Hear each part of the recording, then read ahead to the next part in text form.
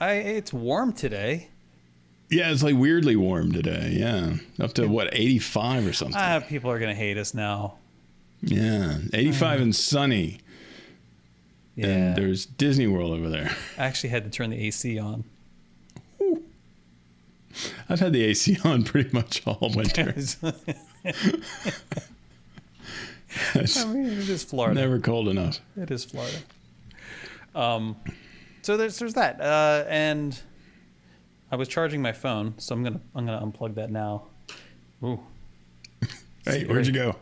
Oh, I'm just kidding. Stop it. See, I mean, after the past 2 weeks, I really can't joke about stuff like that. It's true. That was kind of cruel, probably. I started my fasting thing again. Actually, it is started that the last intermittent week. thing? So thanks for helping to screw that up on Saturday. Oh yeah. Well, you didn't tell me. Fine. I would have been fine. like, You were fine. It was fine. It was really the dessert insult after. It was like the. yeah. But it was okay because my rule. This is what's nice about the fasting thing is that you just have to start the clock and stick to the clock. If you shift it a little bit, yeah. Yeah, so I can eat late. It just means I just count 13 hours from whenever I ate, which on a weekend is okay if I can sleep in. Of course, the dogs aren't real cooperative with that. They just have no respect for fasting. But on a weekday, it's tough because I'm up. Typically, Michelle and I will trade off on who's going to get up to really like take care of the dogs right away and get Henry set up with breakfast and stuff. But usually, either I'm up at 6 a.m. or 6:30. Right. I'd love to be one of those people who gets up at 4. Yeah. That's not going to happen. I did that in college. It's not going to happen again. I did more of the go to sleep at 4 thing in college. Did you? I would go to bed. Actually, I would go to bed at. I think we talked about this. I think I would go to bed at like midnight or 1 or something like that, and then I'd get up at 5. Religiously, yeah. And then I'd go. I'd get up and I'd eat breakfast, and then I would actually get. Yeah, we totally talked about this. I think we may have. Yeah. So anyway, I did that thing, and then. So it's a clip show now. If you could just send me like a little a sheet of all the topics we've covered, and just title it "What Not to Talk About." Yeah, I want to go back and start that spreadsheet. This is episode 30, dude. That'd be great.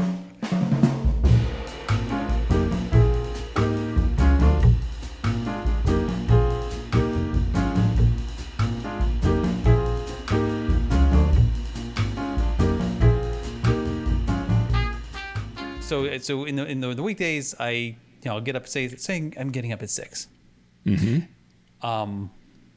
13 hours means if I want to eat sometime shortly thereafter, like if I want to eat, say it's 7 or 7:30 or something like that, I have to stop eating the night before it's 6 or 6:30. Right. Okay. Right? Which is fine, easy. Actually, that part's actually easy.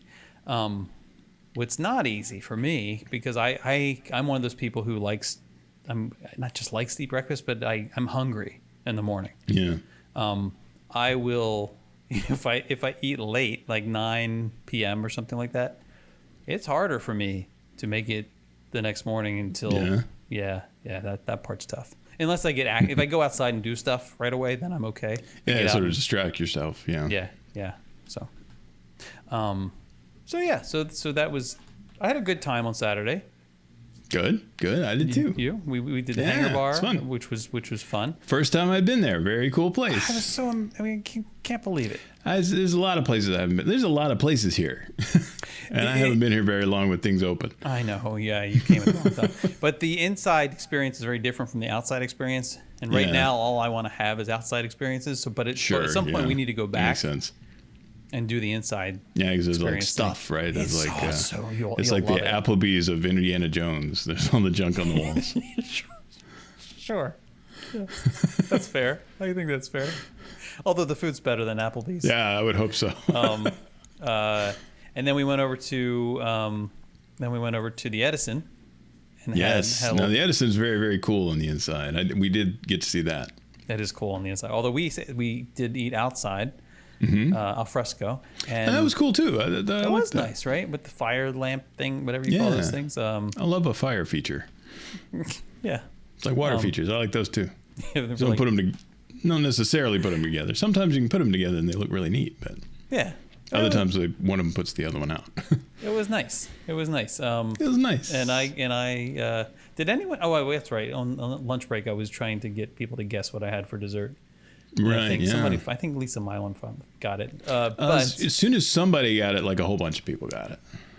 well, that's how it works. Like one person answers. Even Claire was like the clothesline with the bacon. Oh, on it. okay. I was like, that's exactly right. Yeah, I got the candied bacon for dessert, and then of course I proceeded to eat half of Michelle's dessert. Yeah, you sort of and then a little bite. Well, what are you gonna do? There's chocolate dessert. cake that's sitting there, and you're like, just kind of staring at you. You can't leave chocolate cake like that. No, that's like blasphemy or something. And it was good too. It was really good. Do we? I don't know. Do we want to talk about our drink experience, or are we? I don't know whether you want to go there or not. Yeah, I mean, yeah, sure. Let's talk about that. Now, I was kind of feeling the Edison is this kind of. It's not exactly sort of steampunky, but it's got a little bit of that vibe to it, and something about it kind of said, I want to do a martini. And I know very little about martinis other than there are different flavors of martini beyond the regular martini. You got a martini, and then you got a chocolate martini or a lemon martini or a whatever martini, right? And so I told the guy, he was like, I want a martini, and the guy says, what kind? And I'm like, it's just. Yeah. I didn't put any modifiers in front of it for a reason, right? I just wanted martini. Like open up the dictionary, look up martini, no modifiers. That's what I want. But apparently that didn't come across terribly well. And so I looked helplessly at you because I know you ordered them more than I do. And you took over very graciously, and I was appreciative. And what did you order for me? Well, okay, but back up a second because there's people when they say what kind, they're playing to the current cultural norms, right? Yeah, which I'm all about. Back 100 years ago, if you said, "I want a martini," actually 100 years ago, was that during Prohibition? They may have arrested you. But if you were somewhere where you could order a martini, there would be no question that you're going to get gin, mostly gin and a little vermouth. Yeah. And it's going to be stirred on ice, like you put it in the cocktail shaker thing, and they're going to stir it with a special spoon, like it's like a long stick that has like a little circle thing on the end of it, and they're going to stir it with that, and that's to keep the ice from actually breaking. Yeah, watering it down. Yeah. So they're going to stir that up, and then they're going to pour it in, and then usually I don't know whether they served it with olives or twists back then or whatever, but that's kind of like that's the classic. And then at some point, people started using. I think they served it with a wheat penny in there back in the 20s. I don't remember. Hey, son, boy, you want a wheat penny? Here we go. In your martini. Here we go. 23 skidoo. Anyway. Yeah. So I mean, twists are always nice. They look pretty. Yeah, cute. It depends on the type of gin you're using too. With some of it goes better with others than like if you're having a Hendrick's martini, for example. Hendrick's is just a type of gin. It's very delicious, and they have it at every Disney bar and lounge, whatever. So you never have to worry about them not having that. Have an arrangement with Hendrick's, do they? Probably. Hendrick's goes really well with a cucumber garnish. Oh, okay. Or even like a cucumber. If they can make like a cucumber twist, that's even better. Like they twisted cucumber. Anyway, yeah, it's really nice. It's just the scent. You just want the scent. So what I did is I ordered what I like, right? Which is of course a gin martini. In this case, I asked if they have Tanqueray 10. It's one of my favorites. I think it's. I was going to say it's underrated. It's not underrated. It's actually rated well, but it's underappreciated. Like not a lot of people know it even exists, and a lot of places you have to be really clear. I'm not asking for Tanqueray. I'm asking for Tanqueray 10. It's kind of a step up. Different thing. Yeah. Gotcha. And they have it, and it's delicious, so I ordered that. Just as an aside, one of my favorite gins right now that they have at some Disney restaurants and lounges, and I didn't even ask there, which I should have, is Monkey Shoulder. Monkey Shoulder. It's fantastic. I already like it. Fantastic. In fact, what we should do is we should go. They make whiskey and other things too. The Monkey Shoulder, but Monkey Shoulder whiskey. But the Monkey Shoulder gin, that's the stuff. That's the stuff. And they have it. They have it at Morimoto Asia. Okay. We should go to the Forbidden Lounge there and get some. We should Get go some right Monkey now. Shoulder. We should Right just, now. All right. We should So just hit go, pause. We should just go right. No, then I have to start the fasting all over again. Let's not do that. So Make sure you have enough space on your phone. maybe tomorrow. Maybe we should go tomorrow. Perhaps. I have a reason to be there tomorrow, right? Well, the Monkey Shoulder. Yeah, is there. the monkey needs a shoulder to cry on. Really? And I have to go because monkeys with one shoulder, that's no good. You have to have two shoulders for the monkey. Right. That's only half a monkey with the one shoulder. Right. Well, it's a little over half because I'm sure the head is still there. So I don't know. Monkey algebra is not my thing. So anyway, So I said Tanqueray 10, extra dry, with blue cheese olives if you have them. yeah, blue cheese Which olives. I know from and that was experience there that they do have them, but they don't all. So he said, okay, like, yes, and you said nothing. No, didn't say anything. You said nothing. So Nope. So a few minutes go by. And well, maybe you should describe it. So the waiter comes back. He does. He comes back and he because you ordered one for yourself too. Oh yeah, right. I mean, because I'm like, oh man, you're gonna. I'm getting in on this. Yeah. And so he brings back two martinis that I have to admit were a little smaller than I was expecting. Those were like traditional tiny. Those are like the normal. That was actually the normal size. So when you hear people saying they have it was like a 2 martini lunch or a 3 martini lunch, that's the one they're talking about. Yeah. Okay. Yeah. Because that like the kind of martinis you would get like a chocolate martini and that kind of glass. It's a trough. That would hold like 2.5 of these things. Yeah, right. Those are like goblets. Yeah. Big angular triangular goblets. Yeah. But so he brings it over and 3 like melon-sized olives stabbed through. They were normal size olives, but they were missing the pimentos, which was funny. But they had no pimentos and they had no blue cheese in them either. Right. They were just olives. Now, they didn't have a pit in them, I guess. So some effort was put into this. At least we had that going for us. But yeah, 3 of them on the little stick, and that was it. They were decidedly not blue cheese, not orange cheese, not any kind of cheese, nothing in there. Staring at us like 3 mouths, going, "Oh, you ain't got no cheese." So this perturbed you a tad. Well, no, I mean, I like what perturbed me was what he said when he brought the martinis to us. Yeah, and I didn't hear that quite much. The music was kind of loud, so I didn't hear his spiel there. He brings the martinis to us along with the other drinks for the ladies, and he says, I think, and I'm paraphrasing here a little bit. It was something like, I have to go next door. Like, we don't have any blue cheese. I have to go next door for the blue cheese olives. I don't know what go next door means. Yeah, but he said it like I'm aware. Like, of course you know like what next door is. Next door. Which Michelle like so well. And he said like I have to go next door for the blue cheese olives.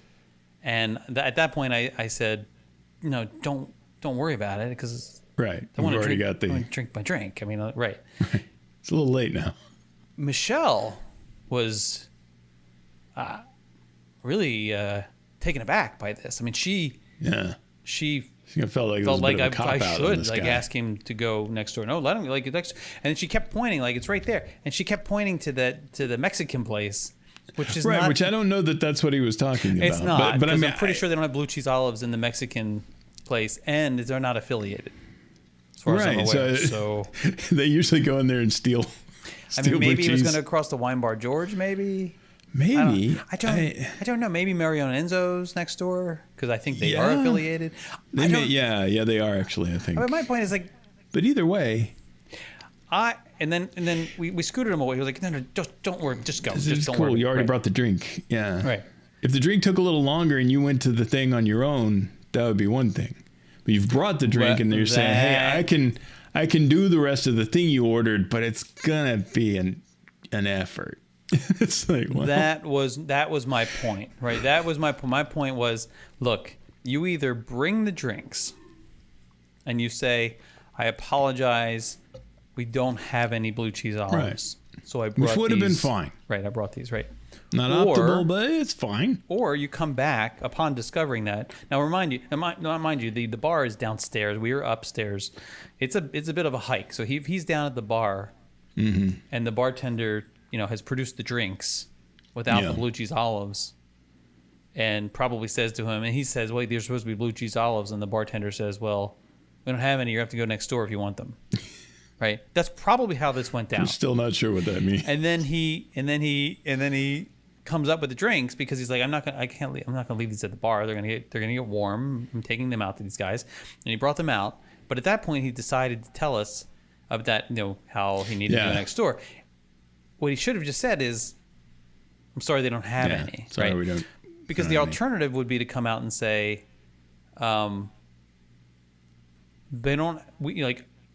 it's going to be a little longer, or something like that. Like, I'm sorry it's taking. Yeah. I'm sorry the drinks are taking longer. He could even say at that point, "I'm running next door to get the blue cheese olives." He could say that if he wants to get credit honestly, for that sort of thing. At that point, when they came out, that was pretty quick. And so, if it had taken another 5-10 minutes, I wouldn't have noticed. I don't know that I would have noticed that. Nope. So it wouldn't even have been necessary for him to go, hold up. Oh, yeah, wait, we're almost there. We got all the stuff.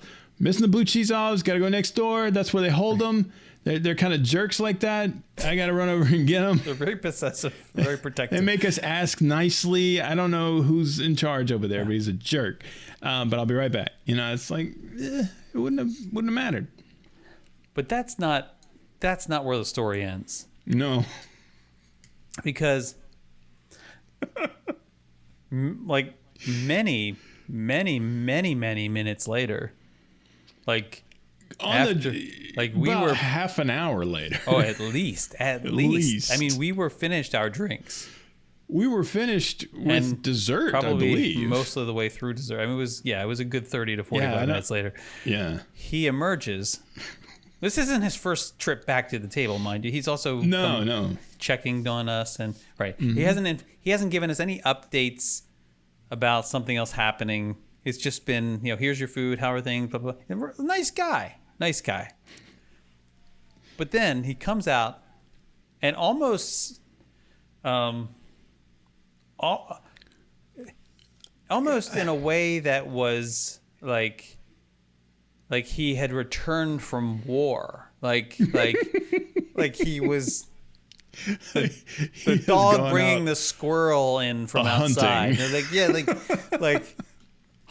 Like I have brought you meat, something. He plops down, kind of with gravitas. Yeah, these two. It was like a glass. It was like a glass. It was a little. It's not even quite a ramekin. It was like a little miniature bowl. A ramekin. A ramekin. A ramekin. Yeah, that's like those. It's a religion.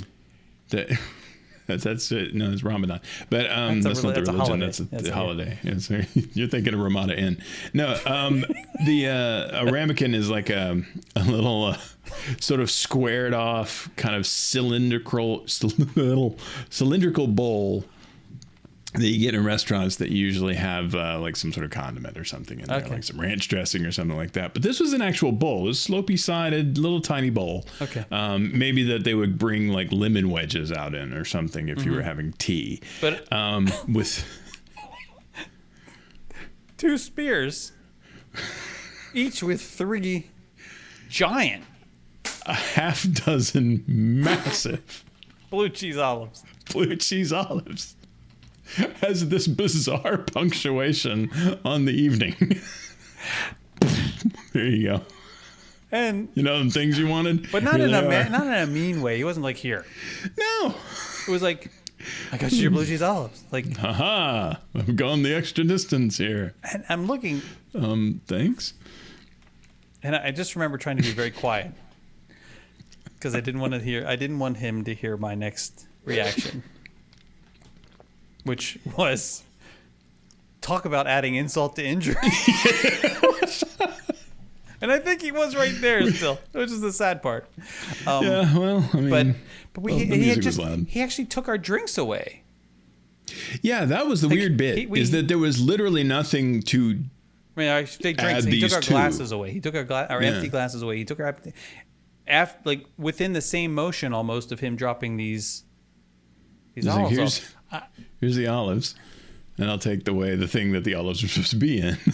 And then Michelle, I'm looking at like, what am I supposed to do with these? And Michelle says, we should take them home. We're going to take them home. I'm like, you don't pack for olives what? to go home. Like, what do you ask? Can I have a little doggy bag for the olives? Can I have some Tupperware? Like, I don't understand. How does that even work?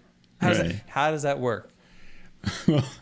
And what am I going to do? The point being that the guy went through all of that effort. We're not just going to leave him there and go like, I mean, yeah, it takes a lot to get that blue cheese in there.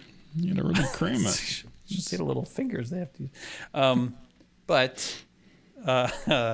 It's just terrible flashback to a previous episode. So then I sat there. I just sat there and proceeded to eat each 6 of them because I don't really like olives. That's the thing. And then in the end, you're like, I don't really like olives. Yeah, it's not really my bag. I mean, what just happened? Why did you let me order olives when I said I didn't want to be a olives, lame guy that's that didn't the moment get where you olives say, in his martini. I don't really like olives. Can you put strawberries in there? That would be a I Bellini. like those better. Is that a Bellini? I think it's a Bellini. Is that a Bellini? I think it's a Bellini. Bulimic? A Bellini, not a bulimic. Oh, it's very different. It's peaches. Peach. Speaking of bulimic, I do have something else to talk about. Oh yeah, I've got some follow up actually from last episode. Oh, do you? Yeah.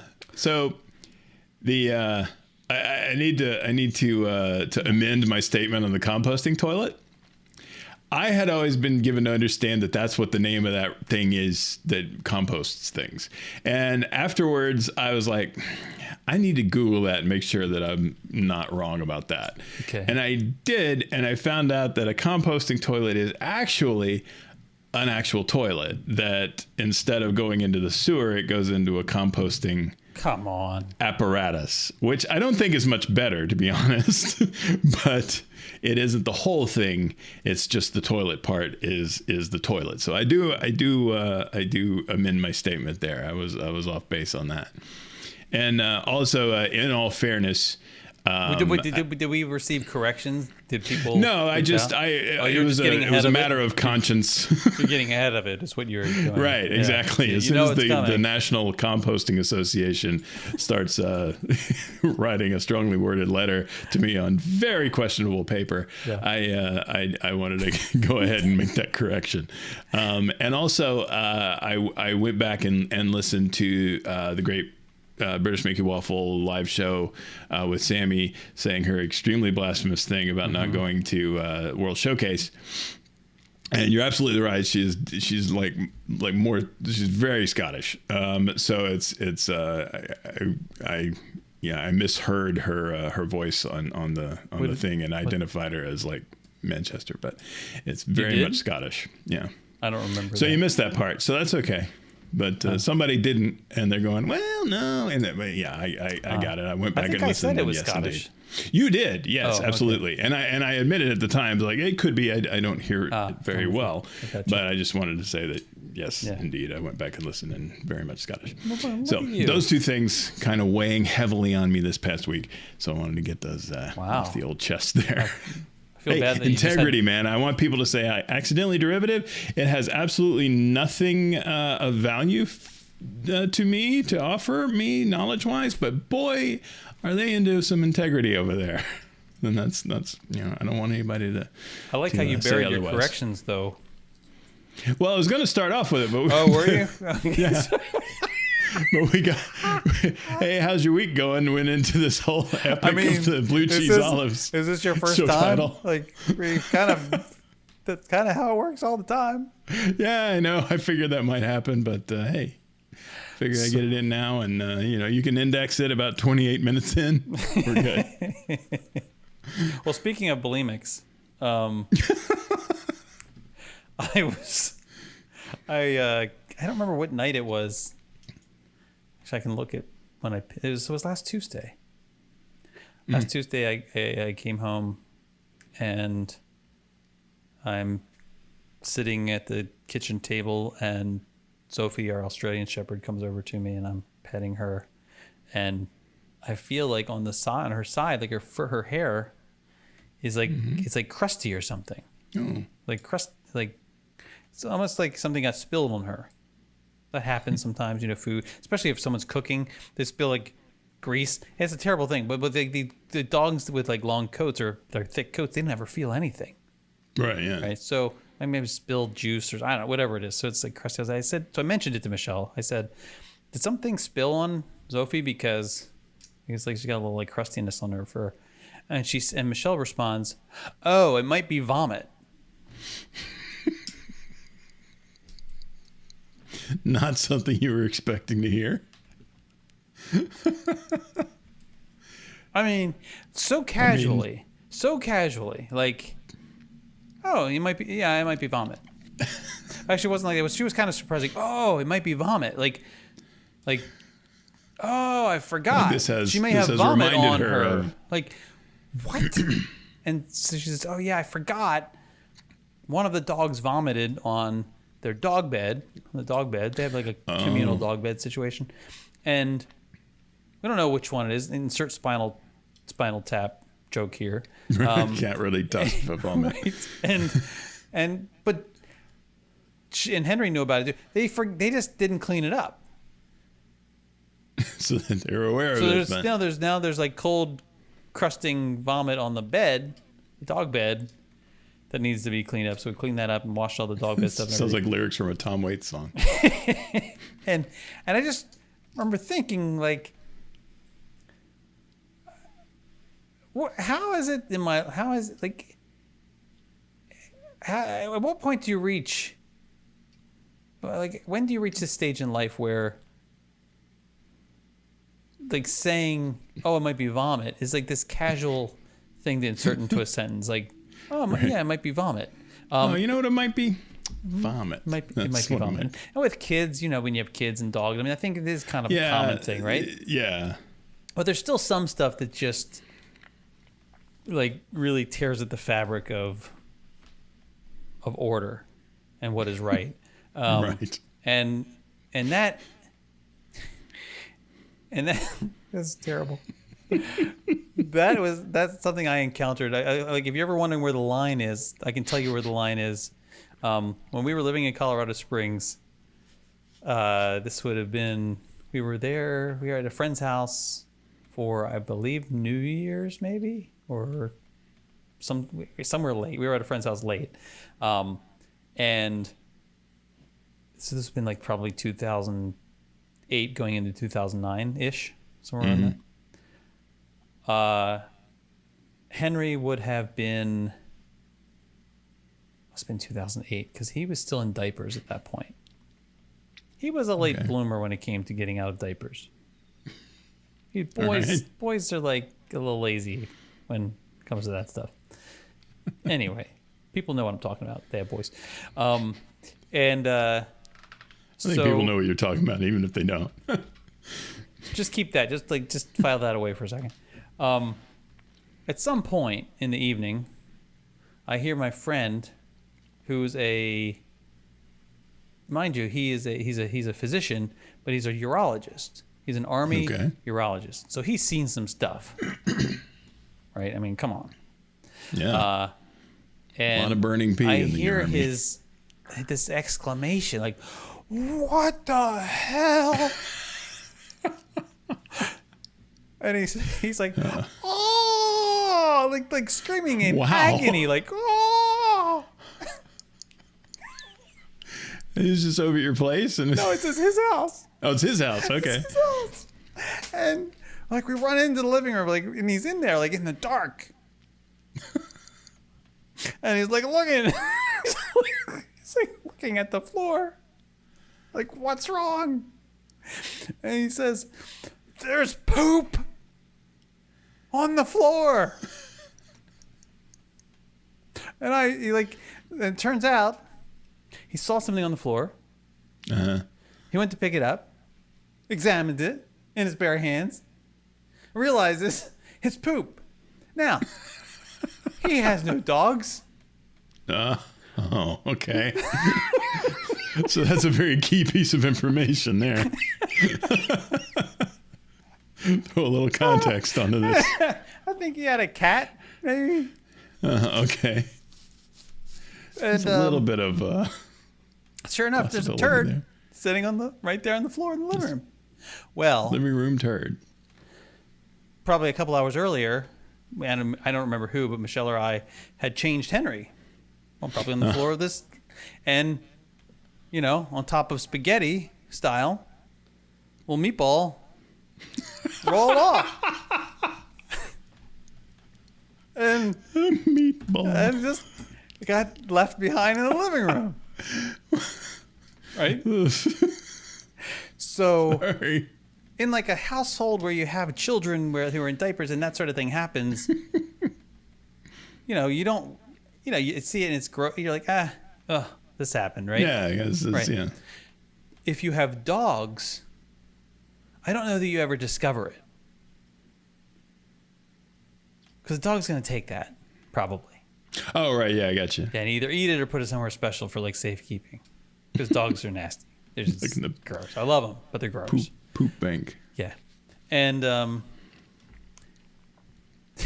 so about a week before, I was like, within the same week that this whole thing happened with the might be vomit with Sophie, I came home. Again, come home. It's always so much fun to know, to wonder, what am I going to come home to? What wonderful things will be there to surprise me?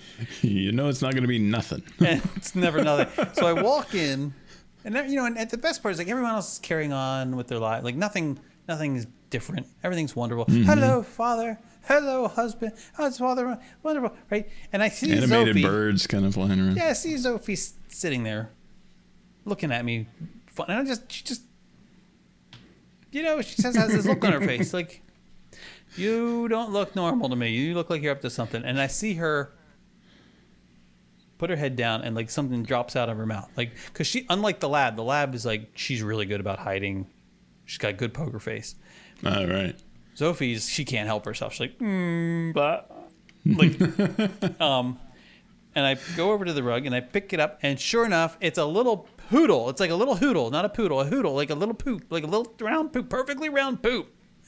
As if it was the same poop that Henry deposited back in Colorado Springs. It was like somehow it had transported through space and time back here. And it was like, I'm wondering, like, did we move this? Has it been with us? Is it like the glitter that ends up is it? And to this day, we have no idea like how this like perfectly round turd came out of the wrong end of your dog. None of them poop like that. Right.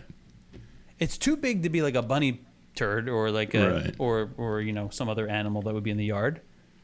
They don't, like, if we go out like for walks or something, they're not eating, like there's no. It blew my mind. I think I don't, and I'm really upset now because I had it in my hands. Right. And at that moment it connected, like, oh. That's what your urologist buddy. That's what he exactly felt. What he went through. That's kind of what that's what he went through. You can call him up. You know what? I get it now. It's like, except it was someone else's kid's poop, which is really not the same. Like it's, when you're not a parent, really, but when you're a parent handling like poop and vomit and stuff, like it's it's your kid. Like you don't, at least for me, Michelle, she really didn't like the vomit thing. Like I was fine. I don't know anybody that really likes the vomit. She would kind of get the gag reflex just from this, like, yeah, no, I'm the same way. So I always got the code red, like, got to go clean up the vomit. thing. And Right. I was very proud about the way I was. It was like a mission, like I got this. there should be a fire pole involved. Like middle of the night, Dad, I threw up. Like, okay, throw up drill. Here we go. Know exactly what to do. Close off without getting it into the hair. There's a whole move to that. It's for Alfred. Yeah, it's the whole thing. Dog vomit's a little different. It's a little not like I'd rather have kid vomit than dog vomit, but we can. Yeah. That's purely like I was gonna say a matter of taste, but probably not. I appreciate not the you best. not. Probably not the best turn of words. Turn of phrase. And I think that as a parent, though, it's like even as like a dog owner, you just kind of cat owners especially they're dealing with nasty stuff on a regular basis. Cats are pretty cool with their poop, but the vomit though. Yeah, sometimes the cats will decide they're going to poop wherever they feel like pooping. Yeah, sometimes they get spite. they have an agendaed poop. Yes, exactly. So that's. I think that's really all I have to share right now about the. It's probably best. The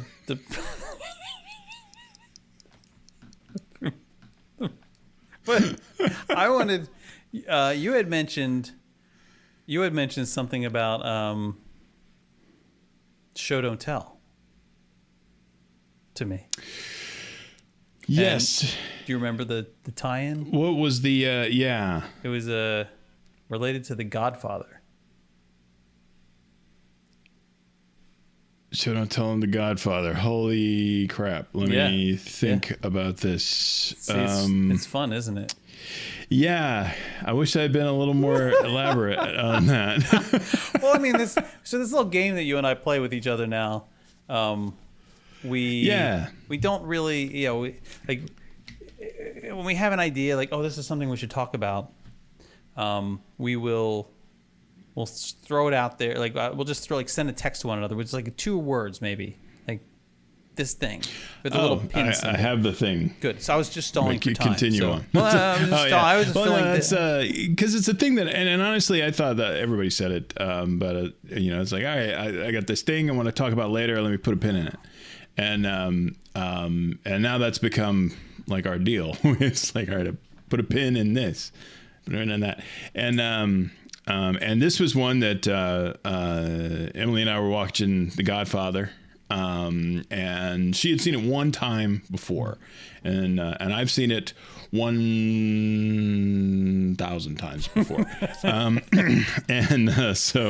but it is one of those things, and particularly with part 2, that you really kind of have to watch it like about 5 times before you get all the stuff that's going on, particularly in the Michael stuff. The Vito stuff is pretty straightforward. But the Michael stuff is really like, now who's that and why and what the heck was that about? And they're in Cuba now, and how long have they been in Cuba? And is it really that revolution that's going on?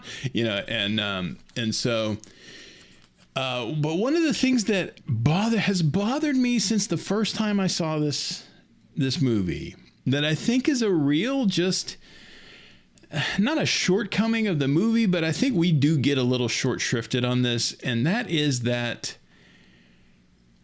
and until Mandalorian came out, I had the same problem with Boba Fett. Okay. And that's that all we do is hear that Luca Brasi is a badass, and that he is an unstoppable force, and that he's a very scary guy, and all of these things. And we see him, and he looks like he could be that guy that people are saying these things about. You get it. But we don't get to see him actually do anything but die like a moron. Now, do not get me wrong. The Godfather is one of my all-time favorite movies. Godfather Part 2 they fight each other constantly for which one is on top of the other in terms of my rating, I guess, because they are very similar, and it's one of the, as we all know, it's one of the great sequels that perhaps even surpasses the first. But that aspect, we just are told he's badass. We have to kind of take their word for it.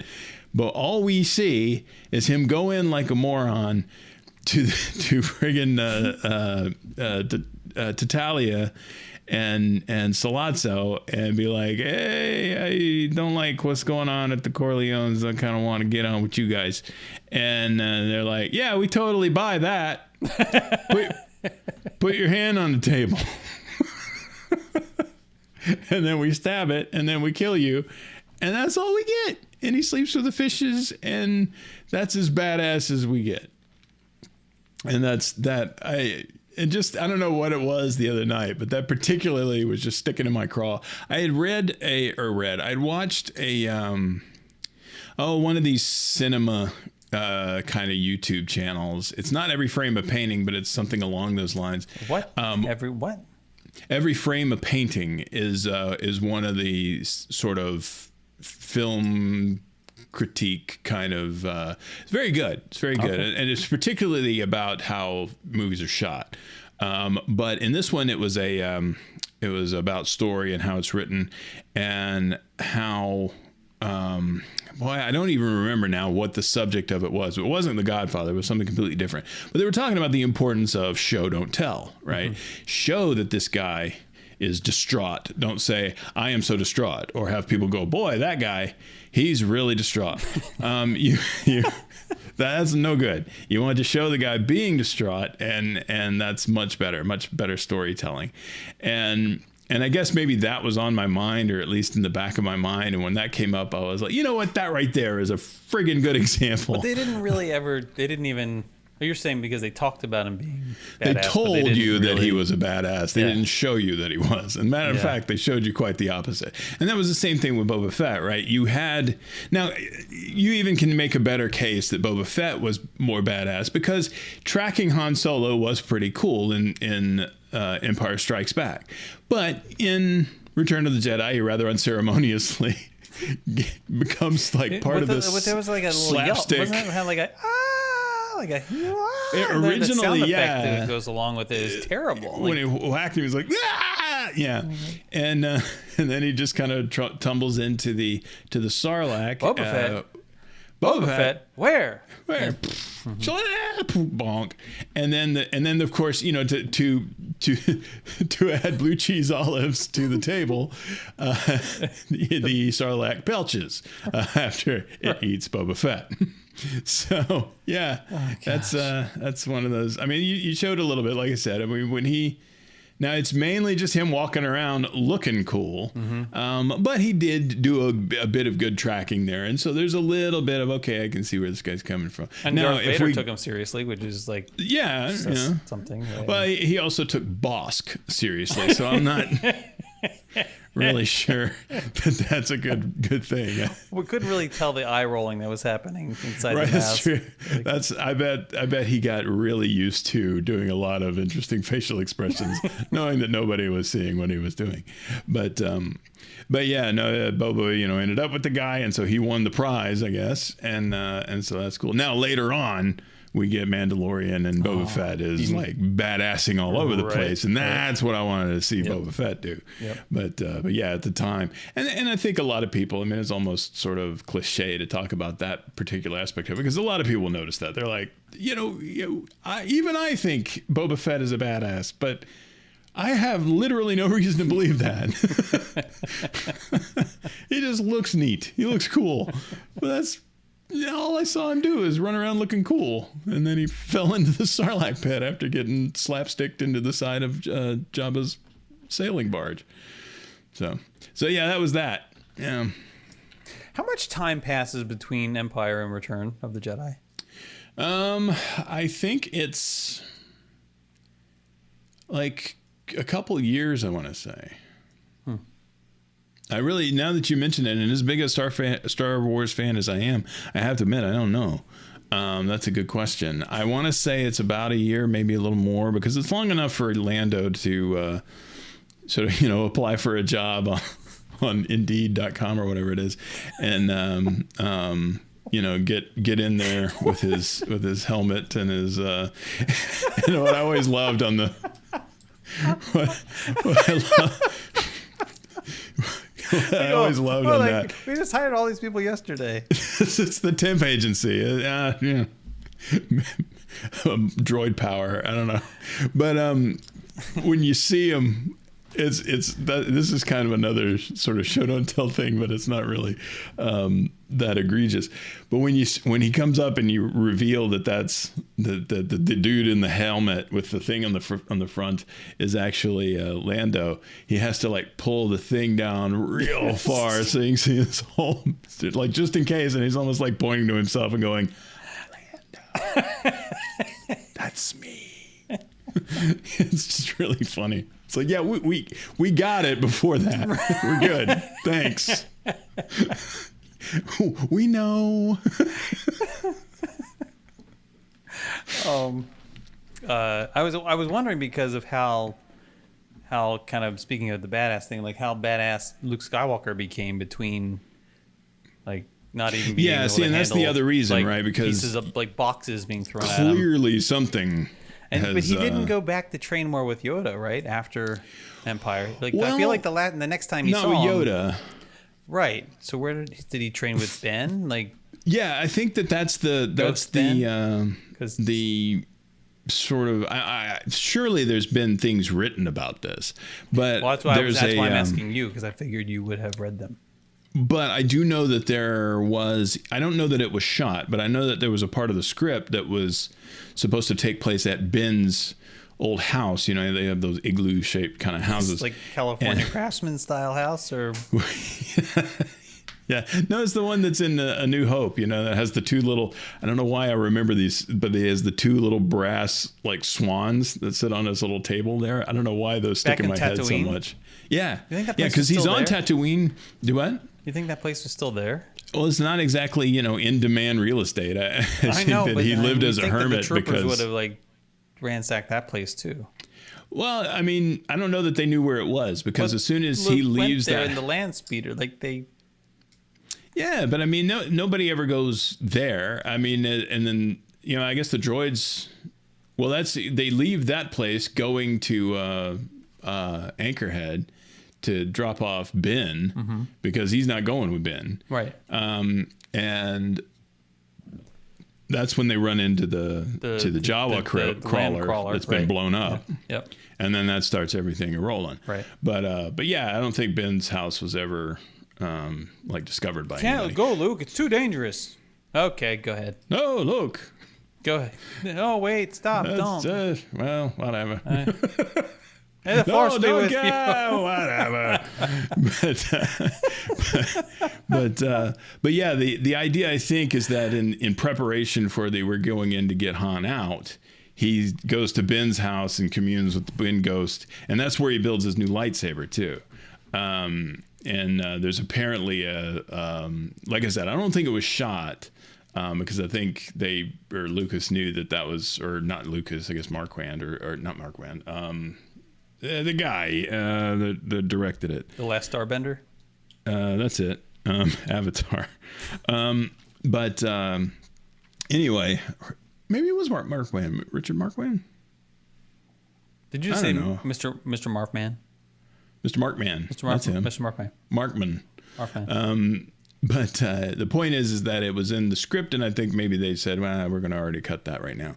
But yeah, he's supposed to be in there, and he's fixing it, making his new light. Like the rest of the stuff, because then it kind of goes dark, which we've talked about. Yeah, we definitely talked about that, because he totally does.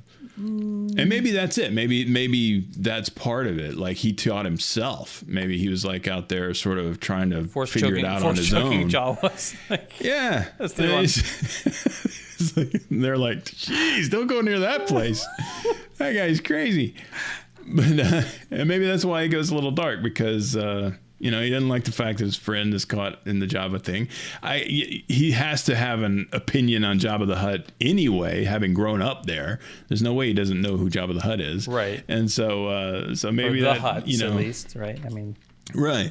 And so I would imagine that he's already kind of going, this guy. Well, right, because his uncle,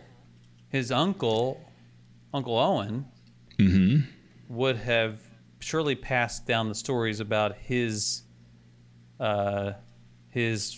father's, what was her name? Anakin's mother. Shmi. Shmi. I was thinking Peter Pan.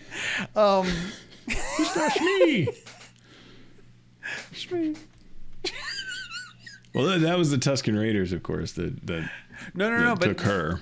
No, right, but I mean, in terms of the slavery and the help, I mean, that was all caused by the Hutts. I mean, that was all, they certainly weren't doing anything to help that situation. Organized crime and so forth. So you think he would know. He would know. Yeah. So maybe that tinged him a little bit on the dark side, but I think in the end that was a good thing, right? I mean, because he became a very powerful Jedi because of that, and he's clearly still kind of getting a little bit of that going on when he shows up. Spoiler alert. How is it Anakin never goes back? Why doesn't Anakin go back to Tatooine? Like, because he freaking hates the place. when he's in search of Luke, like, which we don't ever really see until Empire. We see a little bit. I think. But a lot of that happens between New Hope and Empire. Yeah, I mean, they say it in the crawl or whatever. They're shooting probes out looking for the guy. Wouldn't he? Yeah, that's a good question. Maybe I should go back. Well, of course, at that point, Luke's not there. He was there. Well, are we talking about? He would have been between. No, I'm sorry, not between New Hope and Empire. I'm sorry, I mean between. You're right, because he doesn't know.